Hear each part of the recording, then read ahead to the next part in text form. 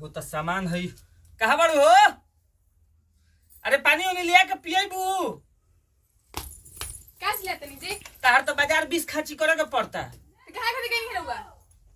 ना ले तो मुंह फुला देबू। अच्छा तो ये बता समझी ना तो तुम पानी ना पी गिलास कितना पिया खुद से सब निकले खाती है क्या खुद से तब का तो तार से पिया कर क्या खाती ले खुद से पिए खाती नहीं हम ला के दें तो पिया का हो मेहरारू के नाम पर कलंक के बड़ू का तू। कुछ ज्यादा नहीं क्यों बोला अच्छा तू टांग के देख अगर पानी पिए लायक ना हो कोई सामान लेके आइलो तो पानी मत तू हमरा के लिया के दी हां। अच्छा हां ता टांग के देखो पहले भगवान हाथ में खाते लेगा कुछ जगह पी ही पानी मन तार फरमाइश काबू की लिपस्टिक लेता ले हो बिंदी ले हो हई ले हो हौ ले हो हई ले हो सुनी सुनी कह गेल बनी नहीं हई नहीं हर से लेके आइल बड़ू काली लिपस्टिक का जोन मोड़ ले बड़ू रउआ की ले बनी ना ना जानते कि तार बाबू कितना देले बड़न हमरा के साथ नहीं अरे का मेरा दिल ही हमारे शादी कर ले बड़ा हौ का आज तक तो मांगता रही कि को मोटरसाइकिल दे दिया तो देते रह गिला ती लोग को धजली हां और मोटरसाइकिल लेहन है का साइकिल से लेके आवे के पड़ता तो बाबू से अपने किनवा लगे मोटरसाइकिल तो तार बाबू काहे कहलन कि दे एगो तार भाई बहन कहलन नु कि जाइए पाहुन रहुआ के हमें को मोटरसाइकिल दे बढ़िया किन के अच्छा कोनो बात पर फट चियार देवे के बा अरे एगो तो कहलन तार बाबूजी की ना तार भैया ही बतिया कल रहन कि गाड़ी दे तू चल भाई ना देल तो कोनो बात नहीं के तो खाना खाए में रुचि गईनी तो तले तार पापा कहता रहन हमर ससुर जी कि ठीक बा खाना खा ले के 3 भर का सिकड़ी देबे को भर कभी तक सिकड़ी ना मिले दिले नहीं खान दोगे है का दल बंद कर दनी में तइका पहले ही पानी अब फल के लौकत नहीं खे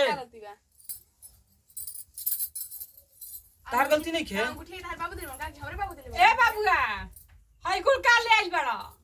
अगली कपा सामान ले कहीं नहीं है खाए पिए वाला तब जब माइया के बहिन के खाए ना मिलते सब ले के का के केकरा खातिर के ले आवत रहा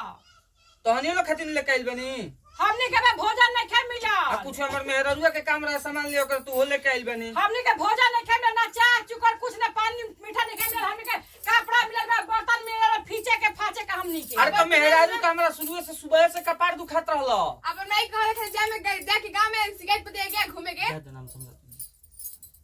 खाना कहत तो लेक सुबह से कपार दुखाता है कर तब ते ही ना सब करवावत रे नहीं रे भैया मैं सिखावत हवन ये सिखावत अरे अच्छा भाई सिखाए तो मैं 30 दिन हमर मौगी काम करिए तो हम एको दिन करू जते दिन करू घर अरे तो तोर में हरियाणा का एका लका होखे त इहे गति एकरा कने होया तोरो कने होखी ना होई। जब हम लड़किया कहती आई ते ना ई कौन बात ह 30 दिन तार को खियाओ तो एक दिन बना दूं मैं हो तो दिक्कत बका हे भगवान हे भगवान। लेके की जन ससुर में गलती होई ना तो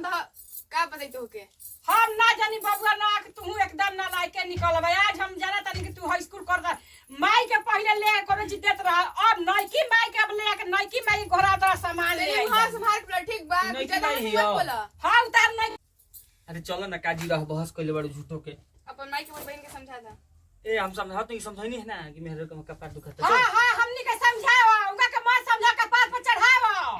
आज हमनी जरा करते कल तोहरा जरा करियो ए, अरे चलो मेरे तो चुप माई पे चलो विश्वास ना। नहीं है बबुआ तो चलो मेहरानी बात स्पेशल का सामान विश्वास लेके नहीं करेगे चलो ना तू गजब को काम करेलू जा बबुआ हम ना जानी कैसा ना लायक निकलबा कितना देवता देवी समुचा पथल पूजनी हो हमार बाबू तोहरे खातिर लेकिन बाबू हम ना जानी के हतना ना लायक मेहर मौग हो जइबा जा एगुड़ो करम ना छोड़वा वाला ऊ तो करते दिया साथे साथे ओकरा तूहू कर दे आज हमार करम अब हम काना ओर के होख एगो साला हमार लड़की बिया छोटी को अब हमने काना ओर जाइए का कल जाई भैया नमस्कार प्रणाम हम विशाल दुबे पूरा भोजपुरी श्रोता समाज के गोड़ छुके गोड़ रहतनी आ ये वीडियो में यह दर्शावल गइल बा कि लड़का का पहला कर्तव्य बनता कि अपने माई बाबू की इज्जत करे के चाहिए मान देवे के चाहिए सम्मान देवे के चाहिए जैसे हम अपना मेहरारू के मान सम्मान ज्यादा देतनी माई के हम अपना डिमोरलाइज करतनी तो ऐसे रवा सब मत करब जा और वीडियो के देखी जा लाइक करी जा शेयर करी जा कमेंट में जरूर बताई जा और अगर भोजपुरिया माटी के सब्सक्राइब नहीं कीजा के लिए तो सब्सक्राइब करी जा और ज्यादा से ज्यादा करके शेयर करी जा।